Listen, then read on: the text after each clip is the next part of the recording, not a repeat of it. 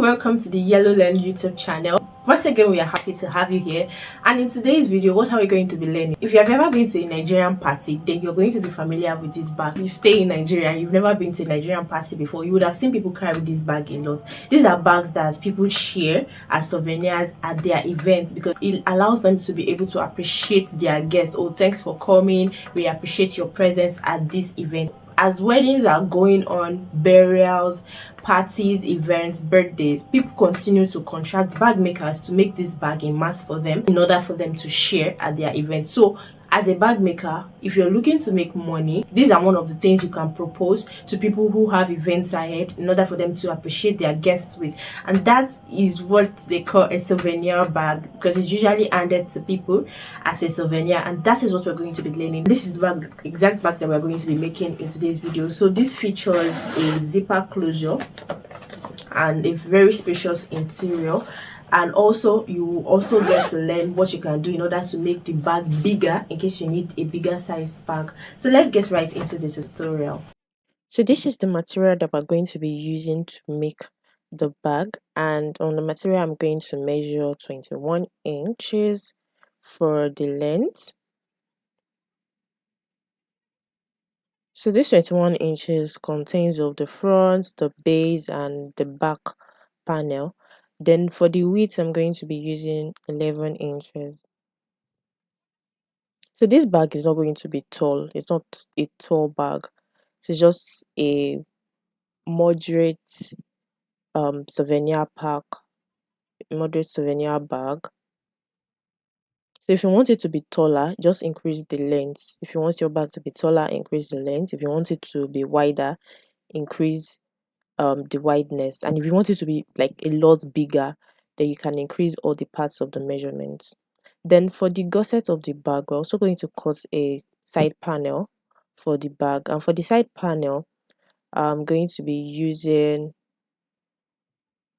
5 inches,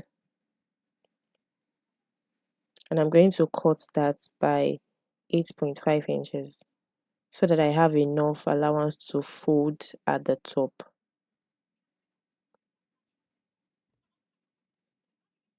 So the width of this bag, that's the width of the gusset is going to be 5 inches wide. So if you want your bag to be bigger, you can also increase the width of the gusset. But note that if you increase the width of the gusset, it affects your length. So if you want a bigger bag, increase the length and increase the width for the side panel.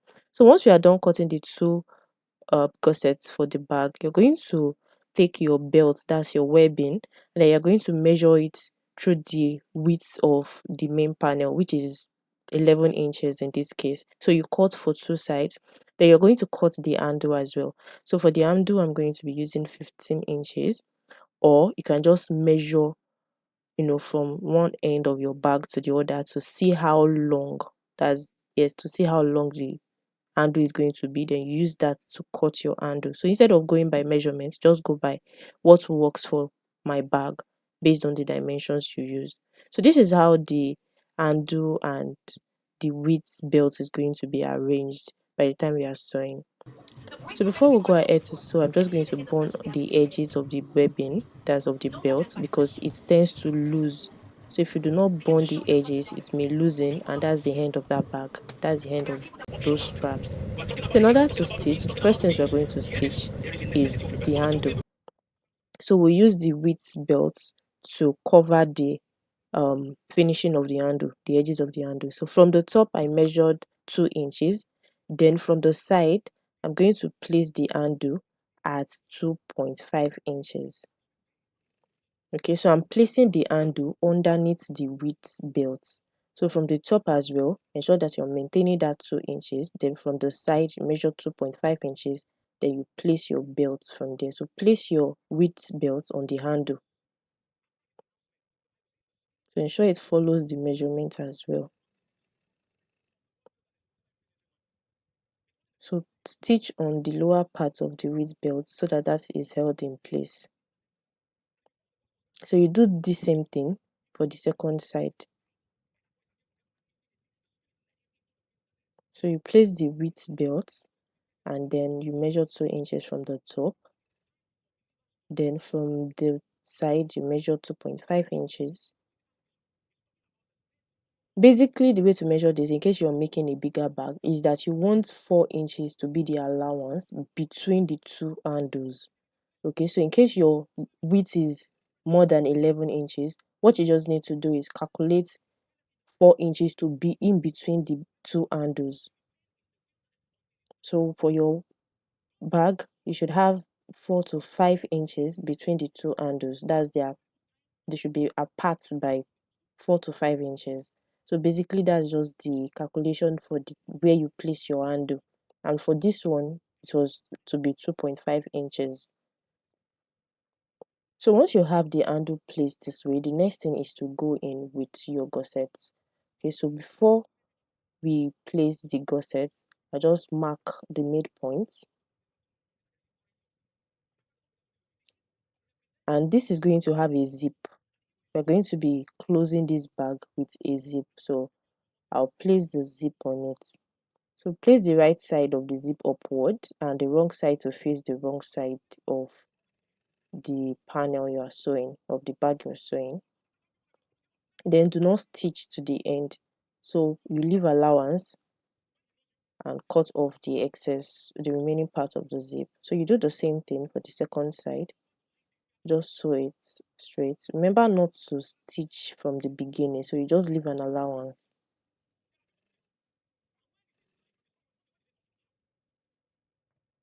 So you can see the allowance I left for the zip.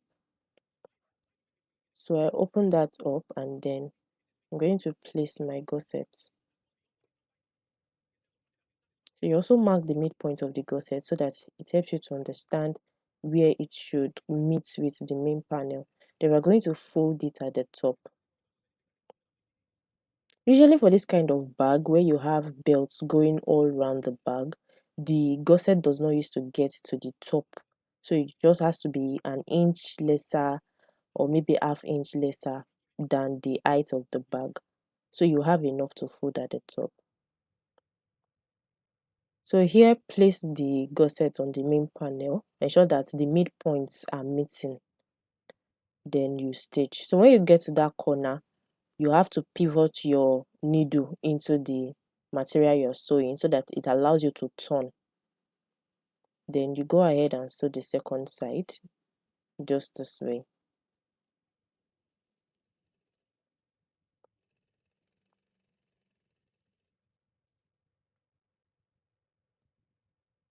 So that makes the other side. The second side, you do the same thing. So you pivot your needle at that corner and then you use it to turn the bag so that the gusset can continue to sew to the side. So the same way we did for the first side, you're going to do for the second side. So just trace it to the top and you can start sewing from the top.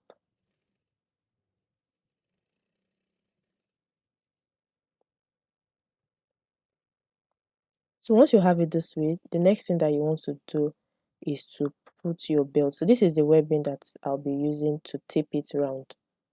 So this is called binding finish. You bind the edges round. Okay, so this is an edge finishing technique in bag making. It's called binding technique, where you just use a piece of material to bind the edges in order to finish it off. So that makes the edges of whatever you have sewn to be neat. So you also pivot your needle into the material at the corners so that it allows you to turn. Okay. So that holds the material in place and allows you to turn whatever it is that you're stitching. Then ensure that the belt you're using to bind is flat at the corners. Don't just sew it anyhow. When you get to that corner, ensure that the belt is flattened both at the top and beneath. Then remember the allowance that we left while we're sewing the zip. You also maintain that allowance as well. Then you can see how I am turning it at the corners.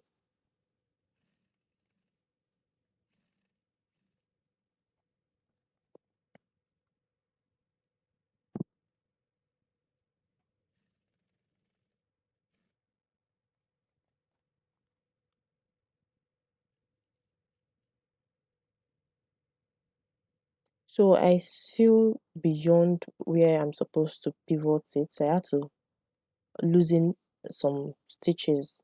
I think a couple of stitches so that I can have the needle back on the material, not only on the belt. That could cause some problem if you sew beyond the material while you are binding.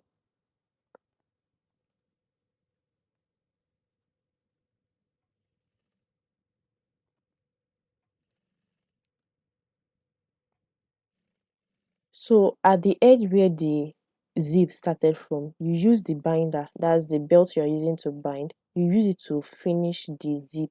So you place the zip inside the belt.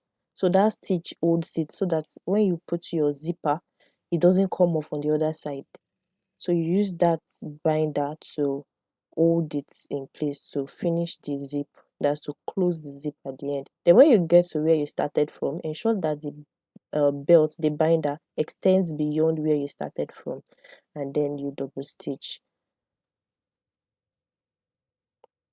So I'm just going to go ahead and cut off all the loose threads that I have hanging around the bag based on where I started and finished some stitches. So this is what the bag now looks like. Okay, you can see the inside of the bag. Then you put your zipper into the zip. So fix your zipper into the zip, and you can see what we have here. So the next thing is you're going to put a zip stopper on the zip. So just use this piece of leather to stop the zip. So you fold the zip on the both sides, just like I did it here. Then cut off the pointed edge, and you finish it off by stitching.